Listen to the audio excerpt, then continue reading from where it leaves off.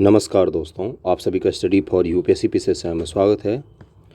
जो निबंध का पेपर ऐड किया गया है बीपीएससी मेंस के लिए, 68 हो 69 हो, अब जो भी मेंस होगा बीपीएससी का, उसमें आपका ऐसे का एक पेपर आएगा जो 300 मार्क्स का होगा और इसके अंक जोड़े जाएंगे। ओके, कल ही ये अपडेट आया है, तो आज हम बात किन किन चीज़ों पर करेंगे कि निबंध पेपर कैसे तैयार करना होता है, निबंध क्यों पूछा जाता है, मेन पर्पस ये होता है एग्ज़ाम में जानने का। उसके बाद मैं आपको सिलेबस भी बताऊंगा जो यूपीपीसीएस और यूपीएससी का है, उसी आधार पर बीपीएससी का भी सिलेबस आ सकता है। ओके, उसके बाद से हम लोग देखेंगे कि कहाँ कहाँ से इसको प्रैक्टिस करना होता है और एक अच्छा निबंध लिखने के लिए क्या सब ज़रूरी चीज़ होता है। इन सभी टॉपिक पर आज हम बात करेंगे। आज हम इस चीज़ पर बात नहीं करेंगे, ऑप्शनल की बात किसी और दिन होगी। ऑप्शनल पेपर को लेकर बहुत सारी भ्रांतियां हैं बच्चों में आ रही हैं कि ऑप्शनल पेपर को हटा दिया गया है। इस तरह की गलतफहमी मत रहिए। 3 घंटे का आपको समय दिया गया है और उसमें 100 एमसीक्यू पूछे जाएंगे। 3 घंटे में अगर 100 एमसीक्यू सॉल्व करने के लिए आपको देगा तो इतना तो तय है, अगर बीपीएससी ने मिस्टेक नहीं किया है कि 3 घंटे, मान लो 2 घंटे की जगह 3 घंटे अगर नहीं लिखा है उसने नोटिफिकेशन में, तो इस 3 घंटे में वो 100 एमसीक्यू होंगे। ये साधारण एमसीक्यू नहीं होंगे, ये वन लाइनर फैक्ट वालों को नहीं बन पाएंगे। तो ऑप्शनल हटाया है, इस चीज़ से दूर रहिए थोड़ा सा। ऑप्शनल है अभी भी, लेकिन उसमें अंक नहीं जोड़े जाएंगे उसके, और एमसीक्यू आधारित कर दिया गया है। लेकिन ऑप्शनल के साथ एक अच्छी चीज़ होती है कि उसका सिलेबस डिफाइन होता है। निबंध पेपर का सिलेबस अनडिफाइन होता है मैक्सिमम। इसमें आपको लिख के दे देगा, मान लो लिख के दे देगा कि सामाजिक मुद्दों से हम जुड़े हुए सवाल पूछेंगे आपसे। सामाजिक मुद्दों का कोई मुझे लिस्ट बना के दिखा दे, एक दिन में पूरा हो जाए सामाजिक मुद्दे, तो मुझे बता देना। नहीं होता है, अनडिफाइंड सिलेबस होता है। इसलिए जो लोग भी ये बोल रहे हैं कि बीपीएससी का पेपर अब आसान हो गया है, खुश हो रहे हैं कि निबंध पेपर के नाम पर, उनको थोड़ा सा धरातल पर आ जाना चाहिए। देखना चाहिए कि निबंध पेपर आपका 300 मार्क्स का होगा। आसान नहीं होता 300 मार्क्स का निबंध लिखना, बहुत कठिन होता है। आपको सवाल दे देगा कोई 10 नंबर का, 20 नंबर का, 50 नंबर का, आप आसानी से लिख सकते हैं पढ़ के। लेकिन निबंध मैं आपको दे दूं महिला के इस ऊपर लिखने का कि महिलाओं से जुड़े हुए मुद्दों को लिखिए, कितने शब्दों में, 1200 शब्दों में। यकीन मानना 500 जाते जाते दिमाग की सीमा समाप्त हो जाती है 90% लोगों की, 500 शब्द तक पहुँचते पहुँचते। तो इसलिए निबंध का पेपर उतना आसान भी नहीं होगा, लेकिन ऐसा होगा कि जो लोग पढ़ते होंगे, रेगुलर पढ़ेंगे जो लोग, उन्हीं का होगा। लेखन कला जिनकी बेस्ट होगी वो बहुत अच्छा लिख सकते हैं। एनालिसिस, ये मैं सिखाऊंगा क्या होता है, ये जिनका बहुत अच्छा होगा उनके लिए आसान होगा पेपर।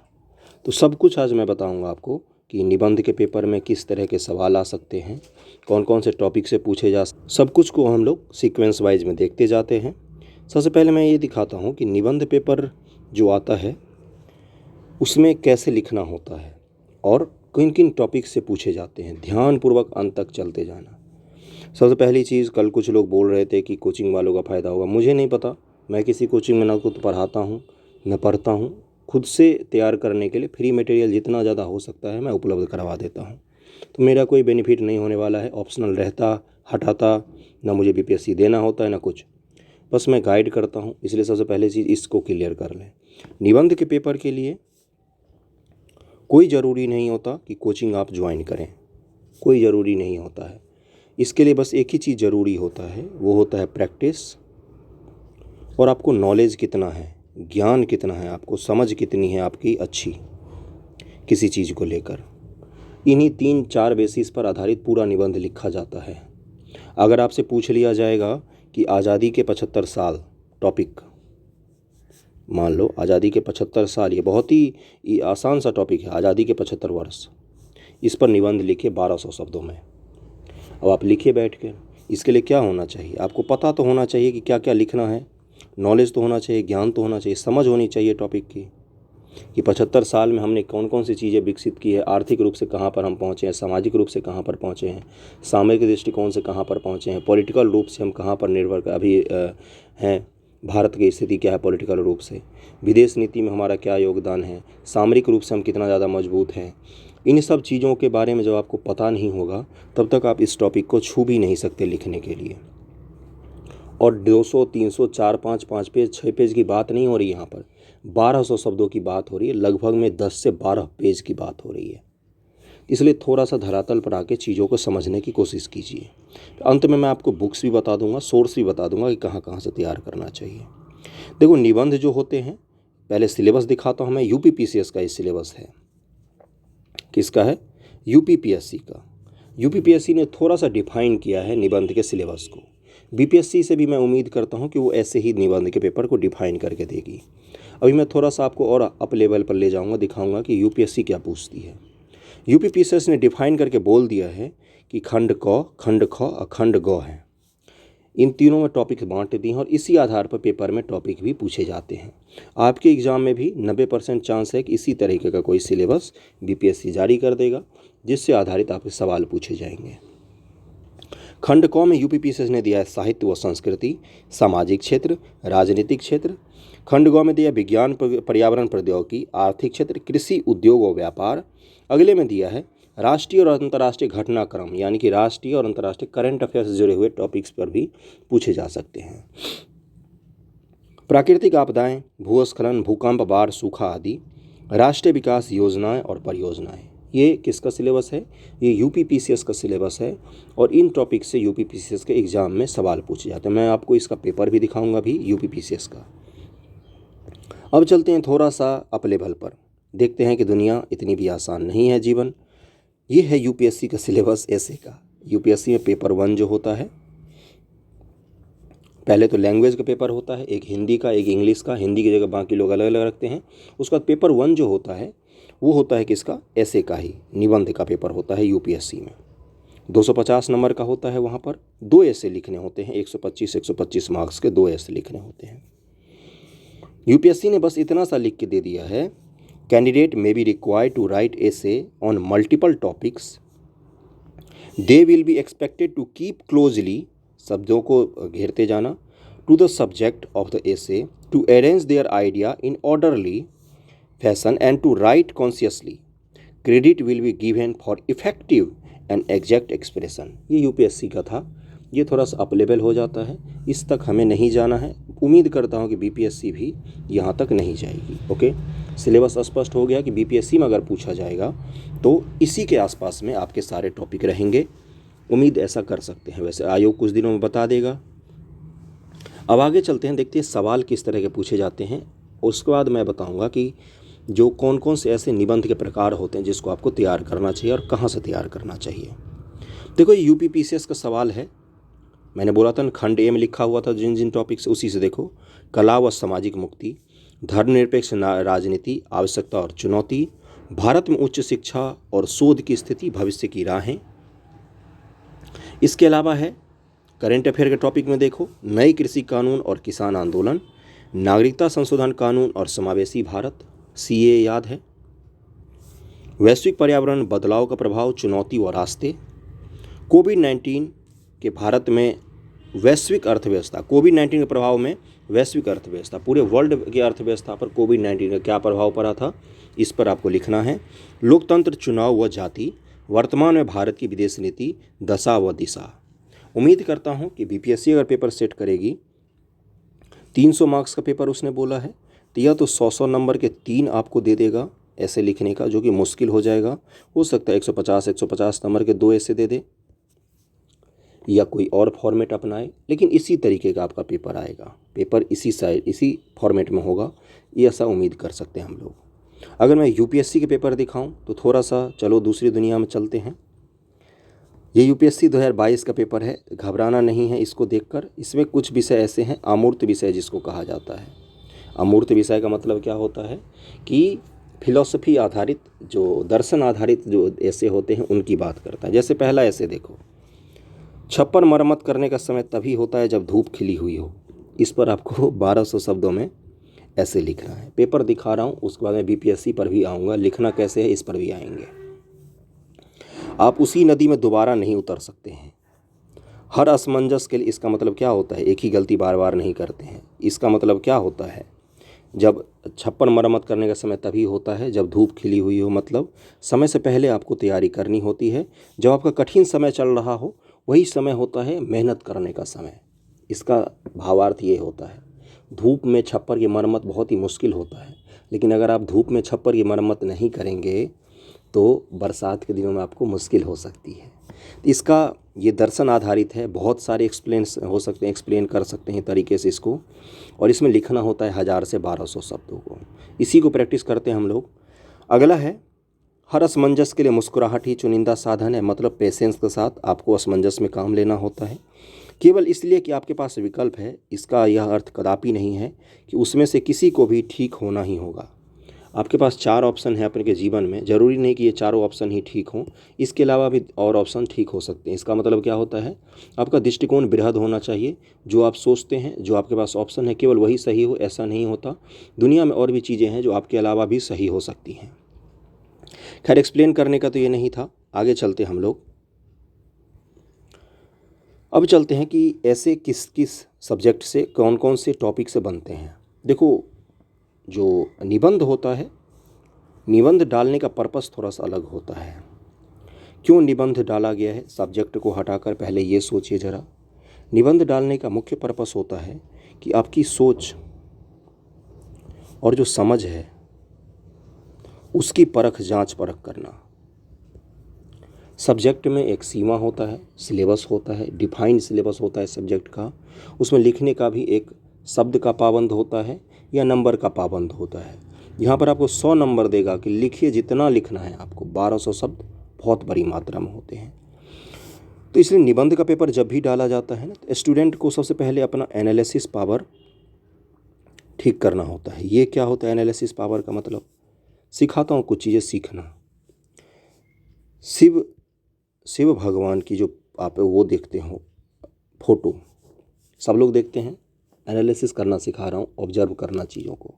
सभी देखते हैं, देखा होगा, नहीं देखा होगा तो हिंदू धर्म, मतलब हिंदू घरों में तो मैक्सिमम होता ही है अपने लोगों घर में। क्या देखा है आपने आज तक इस फोटो में? धर्म की बातें नहीं कर रहा हूँ मैं, ऑब्जर्वेशन सिखा रहा हूँ, ऑब्जर्व करना। क्या देखा है आपने आज तक इस फोटो में? जो शिव हैं वो क्या हैं? वो योगी हैं। उनकी जो पत्नी है वो क्या है? वो एक राजकुमारी है। सोचो जरा, आज के समय में कोई योगी राजकुमारी से शादी कर रहा है, संभव है? विरोधाभास आपको दिखेगा। विरोधाभास का मतलब क्या होता है? अनमैचेबल चीज़। शिव की सवारी क्या है? नंदी। माता जी की सवारी क्या है? शेर। दोनों एक दूसरे के दुश्मन होते हैं। शेर नंदी को खा जाएगा, है ना, शेर का भोजन होता है वो। अगला क्या है? गणेश भगवान की सवारी क्या होती है? चूहा। चूहा को कौन खाता है? सांप। सांप को कौन खाता है? मोर। मोर कार्तिक की सवारी होती है, चूहा गणपति की सवारी होती है, सांप शिव भगवान के गले में रहता है। मतलब कि वो फोटो जो है वो एक विरोधाभास है। समाज में आपके आस पड़ोस विरोधाभास हो, उसको आपको स्वीकार करना होता है। ये है उस फोटो का मैसेज। हिंदू धर्म को कर्मकांडों से बांधने से ज़्यादा अच्छा होता है कि उसको आप देखिए बैठ के क्या है उसमें। इसको क्या कहा जाता है? इसको कहा जाता है एनालिसिस का पावर, विश्लेषण क्षमता। जितनी आपकी स्ट्रांग होगी आप उतना अच्छा लिख सकते हैं। ऐसे निबंध किसी भी चीज़ पर, महिला पर निबंध लिखने को आएगा, मान लो महिला पर निबंध लिखने को आया, तो आप क्या लिख सकते हो महिला पर निबंध के में? आप लिख सकते हो फैक्ट, एक तो भर दो, जो कि ज़रूरी होता है। फैक्ट के बिना निबंध कभी पूरा नहीं होता है। तुम्हारे घर में भी तो महिला है, माँ है आपकी महिला, बहन है आपकी महिला, कोई दोस्त हो सकते हैं, कोई भी हो सकती है महिला। उनके जीवन को आपने कब ऑब्जर्व किया बैठकर, वो कौन कौन सी दिक्कतों का सामना करती हैं? क्या उनको आपके ही जितने शिक्षा का अधिकार मिला हुआ है, आपके ही जितना वो शहरों में जाके पढ़ लिख सकती हैं? सुरक्षा उनको उतनी ही रहती है? क्या अकेले घर से जाने में जितना आप निसंकोच जा सकते हो वो जाते हैं? समाज में उनको देखने का जो दृष्टिकोण है, क्या आपके बराबर ही है या अलग है? जिस तरह से पुरुषों को देखा जाता है उनको भी वैसे ही देखा जाता है क्या? कोई गाड़ी चलाते हुए पुरुष और गाड़ी चलाती हुई महिला में आप क्यों चौंक जाते हो किसी गाड़ी चलाते हुए महिलाओं को देखते हो? तो यही तो वो समस्याएं हैं, इसी को बृहद रूप से लिखना है। ये क्या है? ये आप देख रहे हो चीज़ों को आसपास घटित होते हुए। जब आपसे एग्ज़ाम में पूछा जाता है कि महिलाओं पर निबंध लिखिए, निबंध लिखने में सबसे मुख्य रूप से सबका काम आता है, वो होता है अपना अनुभव। सबसे अच्छा निबंध वही होता है जिसमें व्यक्ति अपना अनुभव अगर ऐड कर सकते हैं तो करें। कहानी लिख के भी यूपीएससी में बहुत सारे बच्चे निबंध में बहुत अच्छे नंबर लेके आए, 250 में से 180 तक नंबर लेके आते कहानी लिख लिख के अपने जीवन का। क्यों? क्योंकि वो क्या दर्शाता है, इस स्टूडेंट का विश्लेषण क्षमता जो है, दुनिया को देखने का क्षमता जो है, जो समाज को देखने का क्षमता है, वो ये अमूर्त रूप से देखता है, खुद से बैठकर देखता है, मौलिक रूप से देखता है, कहीं से रटा रटाया हुआ नहीं देखता है। इसको क्या कहते हैं? विश्लेषण की क्षमता। आपसे पूछा जाएगा कि आज़ादी के 75 साल हो गए हैं, भारत के आज़ादी के 75 साल, इस टॉपिक पर आपको लिखने के लिए बोला जाएगा। तो आप तो पहले भूमिका बनाएंगे, उस सब में एक दिन ऐसे लेके आऊँगा, बता दूंगा कैसे क्या लिखना होता है। सबसे पहले आपको क्या लिखना होगा कि आज़ादी के 75 साल में कौन कौन सी समस्याएं हैं। क्या समस्याएं पढ़ने बैठोगे, आप पढ़ने बैठोगे ज़्यादा से ज़्यादा 500 शब्दों का लिख सकते हो आप निबंध। 1000 शब्दों तक लिखने के लिए आपकी अपनी विश्लेषण क्षमता होनी चाहिए। आपके पास ख़त्म हो जाएगा, जो फैक्ट है वो ख़त्म हो जाएंगे, तो आप कहाँ से लाओगे चीज़ों को उठाकर, मुझे बताओ। तो वही आपकी विश्लेषण क्षमता वहाँ पर काम आती है। चीज़ों को कितना ज़्यादा एनालिसिस करते हैं आप, कितना ज़्यादा विश्लेषण करते हैं, उसी से आपका निबंध कंप्लीट होता है लिखने का। निबंध लिखना सबके बस की बात नहीं होती है। निबंध लिखने के लिए एक क्रिस्टल क्लियर दृष्टिकोण चाहिए होता है हर टॉपिक के प्रति, हर चीज़ के प्रति। सबसे पहली चीज़ तो यही होता है कि आप टॉपिक को समझ पाए हैं कि नहीं। ओके, टॉपिक को अगर आप नहीं समझे हैं तो आप निबंध लिखने के लिए शुरुआत भले ही बहुत अच्छे से करेंगे, आपको लगेगा कि मैं इस पर निबंध लिख सकता हूं, लेकिन जाते जाते 500, 600, 700 शब्दों तक जाते जाते आपका निबंध समाप्त हो जाएगा, कलम चलना बंद हो जाता है वहाँ पर। इसलिए सबसे पहले समझ चाहिए होता है, नॉलेज चाहिए होता है। तो आज से ये चीज़ मत सोचना कि ऑप्शनल हटा दिया है तो कम पढ़ना है, आपको अधिक पढ़ना है आज से। ऐसा कतई नहीं होगा कि ऑप्शन हटा दिया है तो कम पढ़ना। ऑप्शनल से ये होता था कि सिलेबस डिफाइन था ऑप्शनल का, पता होता था लोगों को कहाँ कहाँ से सवाल आएंगे, कैसे नहीं आएंगे। अब ऐसा कुछ भी नहीं होगा, एक अनडिफाइन होगा। बीपीएससी कुछ हद तक डिफाइन भी कर देगी, लेकिन लिखने की क्षमता में आपको खुद से ही सुधार करना पड़ेगा। वो कैसे आएगा? क्या पढ़ना है आपको बुक्स पढ़नी पड़ेंगी, पेपर पढ़ना पड़ेगा, न्यूज़पेपर। आपको समाज को पढ़ना पड़ेगा खुद की आँखों से, अपने आस पड़ोस की चीज़ों को समझना पड़ेगा। वैश्विक दुनिया में क्या कौन कौन सी चीज़ें घटित हो रही हैं, उन पर खुद का दृष्टिकोण विकसित करना पड़ेगा। करेंट अफेयर का कोई टॉपिक है, उसको लेकर क्या उसके इफ एंड कॉज हो सकते हैं, जो उसके अच्छाई बुराई क्या हो सकती है, पक्ष विपक्ष क्या हो सकते हैं, ये खुद से बैठ के सोचना होगा। किसान हैं, किसानों से जुड़े हुए मुद्दे पर आपको खुद से सोचना होगा। महिलाओं से जुड़े हुए मुद्दे पर खुद से सोचना होगा। मान लो एक सवाल दे दे आपको कि प्राइवेट हॉस्पिटल, जो निजी चिकित्सा क्या बोलते हैं हॉस्पिटल हो, और जो सरकारी हॉस्पिटल है, आपके दृष्टिकोण में इनको विवेचना कीजिए, क्यों एक अच्छा होता है, क्यों एक बुरा होता है, या क्या है दोनों का मेरिट डिमेरिट। ये कहीं बुक्स पे मिलता है क्या? नहीं मिलता है। ये आपको खुद से बैठकर सोचना पड़ेगा, अनुभव के आधार पर लिखना पड़ेगा, विश्लेषण क्षमता के आधार पर लिखना पड़ेगा। ओके, चलो अब देखते हैं कौन कौन से टॉपिक पर आधारित निबंध आ सकते हैं। करंट अफेयर आधारित निबंध आए तो भगवान को शुक्रिया बोलना, थैंक यू बोलना, क्योंकि बहुत आसान होता है इस पर लिखना। जैसे जलवायु परिवर्तन हो गया, आतंकवाद हो गया, आज़ादी के 75 वर्ष हो गए। इसके अलावा और भी बहुत सारे टॉपिक हो सकते हैं। बिहार के करंट अफेयर को लेकर पूछा जा सकता है, देश के करंट अफेयर को लेकर पूछा जा सकता है, G20 को लेकर हो सकता है निबंध पूछा जा सकता है ना। तो इन चीज़ों पर अगर पूछता है तो आपको थैंक यू बोलना चाहिए सबसे पहले तो भगवान को, कि चलो हमारी जान बच गई, बहुत ही अच्छा टॉपिक पूछा गया। सामाजिक मुद्दे आधारित जो होते हैं, इसमें आपके मौलिक विचार अच्छे होने चाहिए। मौलिक विचार का मतलब गरीबी को लेकर, गरीबी एक अभिशाप, मान लो एक टॉपिक दे दिया, तब इसको समझ तो खुद ही होना चाहिए ना, कितना ज़्यादा फैक्ट्स रटोगे। ओके, महिलाओं की स्थिति को लेकर पूछा जा सकता है, किसानों की स्थिति को लेकर पूछा जा सकता है। सामाजिक मुद्दे आधारित एक निबंध होता है, एक होता है करंट अफेयर आधारित, एक सामाजिक मुद्दे आधारित, एक होता है अमूर्त विषयों पर आधारित, जिसको मैंने कुछ देर पहले क्या बोला था, दर्शन, फिलॉसफी, बिल्कुल बाबा टाइप। जो लोग फिलॉसफी पढ़ते हैं, दर्शन पढ़ते हैं, उनसे जाकर पूछो, उनके लिए बहुत आसान होता है इन सब टॉपिकों पर लिखना। ओके, तो इसमें क्या पूछ सकता है, मैं सोचता हूँ इसीलिए मैं हूँ, ये स्टेटमेंट आपको दे दिया। अब आप बैठ के लिखिए इस पर, कितना ज़्यादा लिख सकते हैं आप, है ना। अगला है, निरर्थक जीवन तो अकाल मृत्यु ही है, जिस जीवन का कोई मेल मोल नहीं वो एक अकाल मृत्यु का समान है। इस पर आपको लिखने के लिए दे देगा। अब आप लिखिए कैसे लिखते हैं। तो यहाँ पर थोड़ी सी दिक्कत लोगों को आ जाती है। ओके, तो अमूर्त विषयों को मेरे हिसाब से बीपीएससी नहीं छुएगा, इसको लेकर ज़्यादा टेंशन नहीं लेना है। लेकिन इन चीज़ों पर अब आपको डीप नॉलेज होना चाहिए। ओके, आपका ज्ञान समझ बहुत ही अच्छा होना चाहिए। ये कैसे विकसित होगा उस पर बात करेंगे हम लोग। सबसे पहले निबंध लिखने के लिए सोर्स क्या क्या होते हैं, मतलब हम तो पहली बार शुरू कर रहे हैं, तो निबंध कैसे लिखें। तो बचपन में जो हम लोग निबंध लिखते थे, याद करो, सब ने पहला निबंध लिखा हुआ गाय पर।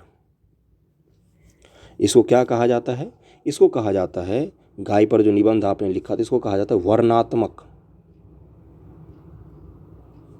वर्णात्मक का मतलब क्या होता है, वर्णात्मक का मतलब होता है वर्णन करते हो कि गाय की 2 आँख होती है, गाय के 2 सींग होते हैं, गाय के 4 पैर होते हैं, गाय दूध देती है, उसके बाद से गाय शांत स्वभाव की होती है सामान्यतः। ये सब क्या है, आप वर्णन कर रहे हो किसी का, है ना। आपसे पूछेगा मेरा गांव, ग्रामीण जीवन, इन पर निबंध लिखिए। ये सब बचपन की बात है, अब नहीं पूछेगा वो, इस भ्रम में मत रहना। तो जब आपसे पूछेगा अपना मेरा गांव, इस पर निबंध लिखो, तो आप क्या बोलोगे, गांव में ऐसे ऐसे परिवार होता है, ऐसे समाज होता है, लोग एक दूसरे को जान रहे होते हैं, अपने घर से ज़्यादा दूसरे घर का मायने रखते हैं। ये कहने की मजाक की बात है, लेकिन आपको वर्णात्मक निबंध बोलते हैं, उसको क्या कहते हैं, वर्णात्मक। ओके, लेकिन अब कौन सा पूछा जाएगा, आपको विश्लेषण के लिए पूछा जाएगा। विश्लेषण में आपको बोला जाएगा कि इस मुद्दे पर लिखिए। आतंकवाद एक टॉपिक दे देगा। लग रहा होगा बहुत लोगों को आसान है आतंकवाद पर लिखना, 1200 शब्दों में ज़रा लिखो आज बैठ के, पता चल जाएगा। तो सबसे पहले आपको मैंने क्या बोला, टॉपिक की समझ, अब नोट डाउन कर लेना, टॉपिक की समझ। दूसरा है कोटेशन होने चाहिए आपके पास, कोट्स होने चाहिए, कविता होनी चाहिए, पंक्तियाँ होनी चाहिए, दोहा होना चाहिए। कहीं पर कोई कहानी पढ़ा है तो उसका वो ले सकते हैं, किसी लेखक का कोई कथन है तो उसको लिख सकते हैं, किसी हिस्टोरियन का है, संविधानविद का है, किसी समाजविद का है, कोई भी चीज़ ऐसा, बुद्ध का हो सकता है, महावीर का हो सकता है, रामायण का हो सकता है, महाभारत का, कोई भी चीज़, कोटेशन को यूज़ कीजिए। आप अगर अपना खुद का लिख सकते हैं, बहुत सारे लोग बहुत अच्छी अच्छी कविताएं लिखते हैं, जैसे मुझे कविता पढ़ना बहुत पसंद है, मैं बहुत सारी कविताएं रखता हूँ, कविताओं की किताब रखता हूँ अपने पास। तो अगर आपको पसंद है तो उन चीज़ों को थोड़ा सा ध्यान रखिए। शेर व शायरी हो सकते हैं, बिल्कुल निस्संदेह लिख सकते हैं आप शेर व शायरी भी निबंध में, उससे शुरुआत करना होता है। अगले मैं वीडियो लेके आऊँगा निबंध पर, उसमें आपको एक निबंध पढ़ा दूंगा, मॉडल पेपर बता दूंगा, बुक्स भी बता दूंगा। तो कोटेशन वगैरह आज से आपको तैयार करके रखना चाहिए। प्रवाह होना चाहिए आपके राइटिंग में। प्रवाह का मतलब क्या होता है, एक पैराग्राफ से दूसरा पैराग्राफ जुड़ता हुआ दिखना चाहिए। ऐसा नहीं होगा कि महिलाओं से जुड़ा हुआ पहला लिखा इतिहास, महिलाओं का इतिहास, दूसरा हमने लिख दिया कि जो यूएन में है महिलाओं के अच्छे प्रतिनिधि नहीं मिल पाए अभी तक, यूएन वूमेन जो काम करती है वो अच्छा काम नहीं करती। क्या इतिहास से डायरेक्टली हम यूएन पे आ जाएंगे क्या, नहीं। इसको क्या कहते हैं कि प्रवाह नहीं है आपके निबंध में। चौथा क्या होता है, सबसे मुख्य चीज़ यही होता है, सभी जो स्टेट पीसीएस हो, यूपीएससी हो, इसी चीज़ को चेक करते हैं कि जो आपसे पूछा गया है आप उसके कितने करीब हैं, यानी कि सब्जेक्ट के करीब रहना है, जो टॉपिक दिया हुआ है उसके करीब रहना है, दूर तक नहीं भागना है हमें।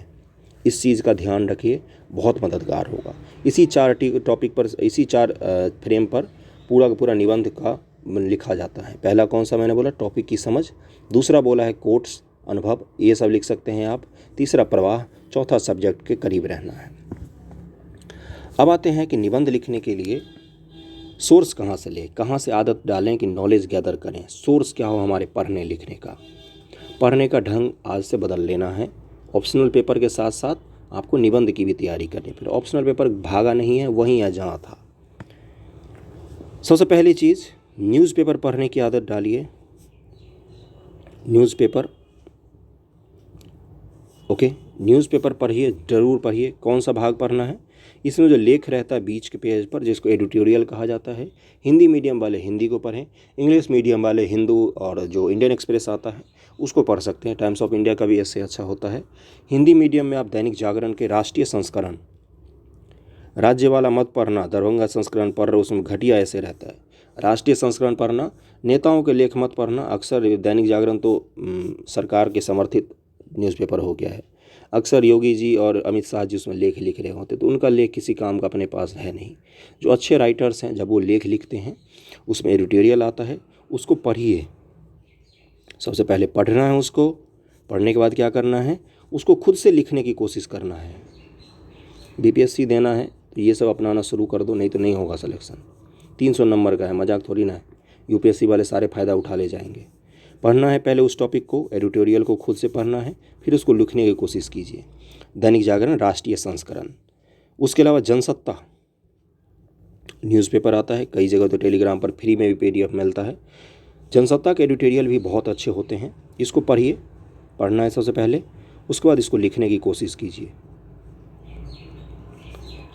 जब तक लिखेंगे नहीं, कलम नहीं चलेगा तो आप नहीं लिख सकते हैं। बहुत दिक्कत आती है तो वहीं से शुरू कीजिए, गाय पर ऐसे लिखने से शुरू कर लीजिए, और इससे ज़्यादा बेसिक क्या जाते हैं। हम मेरा प्रिय मित्र इस पर लिखिए, या मेरा गांव, है ना, लिखना चाहिए। अगर नहीं शुरू होता, एक शुरुआत तो कहीं से भी लोग करते हैं। पहला स्टेप मायने रखता है, ये मायने नहीं रखता है कि छोटा स्टेप था कि बड़ा स्टेप था। पहला स्टेप होना चाहिए। ओके, तो इन सब चीज़ों पर लिखिए। उसके बाद से आपको बुक्स पढ़ने पड़ेंगे, अगर कोई मिलता है, जैसे हिस्ट्री की बुक है, पॉलिटी की बुक है, उनको पढ़िए, टॉपिक्स को पढ़िए, महान हस्तियों को पढ़िए, जीवनी को पढ़िए। इससे आपको नॉलेज गैदर करते हैं। ओके, मार्केट में जो बुक आती है ऐसे कि अब उस पर अगर हम बात करें तो दृष्टि की एक बुक आती है, मैं ऐड नहीं करता हूँ दृष्टि का, सबसे पहली बात तो ये सुन लो। इसकी एक बुक आती है निबंध की, जो विकास दिव्यकीर्ति सर और निशांत जैन ने मिलकर लिखा है। अच्छी बुक है, 10 में से मैं उसको 4 नंबर देता हूँ। निबंध उसी लायक हैं इसके, अच्छी बुक है, मतलब ठीक ठाक है, ठीक ठाक। ओके, उससे अच्छा आप खुद लिख सकते हो, मैं लिख सकता हूँ, आप लिख सकते हो, तो वो बुक लिख सकते हैं। उसमें बहुत सारे निबंध हैं, मॉडल निबंध, लेकिन वो यूपीएससी लेवल के ज़्यादा हैं। बीपीएससी में भी आपको बहुत काम आएगा। अगर आप यूपीएससी लेवल का निबंध लिखना सीख जाते हो तो बीपीएससी में तो काम आएगा ही। प्रैक्टिस कैसे करना है, सप्ताह में कम से कम एक निबंध ज़रूर लिखना है और तैयारी आपका हो जाएगा। कोई कोचिंग नहीं ज्वाइन करना है, कुछ भी नहीं ज्वाइन करना है। ओके, आदत में बना लो, लिखना शुरू कर दो। जैसे आप एक मैं बता देता हूँ, जैसे महिलाओं से संबंधित निबंध पूछे गए तो आप क्या लिखोगे। सबसे पहले महिलाओं से जुड़े हुए कुछ कोटेशन डाल दीजिए। यहाँ पर कोटेशन की जगह आप अनुभव भी लिख सकते हैं कि मेरी माँ को मैंने देखा है, मेरी बहन को मैंने देखा है, कौन कौन सी दिक्कतों का सामना करना पड़ता है। ओके, कोई फिल्म का उदाहरण हो सकता है, कोई प्रमुख जो कृति है जो प्रेमचंद की हो सकती है, रामायण का हो सकता है, महाभारत का हो सकता है, उनको भी आप यहाँ पर लिख सकते हैं। उसके बाद महिलाओं से जुड़े हुए मुद्दे को लिख दीजिए। महिलाओं के साथ समस्या ये है, सरकार ने ये सुधार किया है, सरकार को ये कदम उठाने चाहिए। फिर समाप्त कर दीजिए कुछ कंक्लूजन डालकर, बस निबंध इसी में ख़त्म हो जाता है। थोड़ा सा इतिहास लिख दिया कि वैदिक पीरियड महिलाओं का इतिहास कैसा था, मध्यकाल में कैसा था, उत्तर वैदिक में कैसा था, थोड़ा सा उसमें से आंकड़े उठा लिए। आज़ादी के बाद कौन कौन से सुधार किए गए महिलाओं को लेकर, है ना। तो इन सब चीज़ों को आप लिख देंगे तो एक निबंध पूरा हो जाता है। मैं इसको करवा दूंगा अगले लेक्चर में आपको। तो सब कुछ आज मैंने बताया है निबंध को लेकर। लिखने में दिक्कत आ रही है तो ही लिखिए, लिखने में दिक्कत आ रही है तो भी आपको लिखना ही है। वो अभी टॉपिक पढ़ा था ना कि छप्पर की मरम्मत तभी होती है जब धूप खिली हो। जब आपको समस्या होती है ना, तभी उस समस्या के समाधान के लिए भी बात करनी होती है। समझ रहे हो ना। अभी आपको अगर समस्या हो रहा है तो समाधान भी आप ही के पास है। पढ़ना शुरू कर दो, books, editorial, newspaper, news channels देखिए, घटिया वाले नहीं, आज तक इंडिया न्यूज़ वाला नहीं, बहुत बकवास होता है। बीबीसी का दुनिया वगैरह आता है, और नॉलेज को गैदर कीजिए, फैक्ट्स।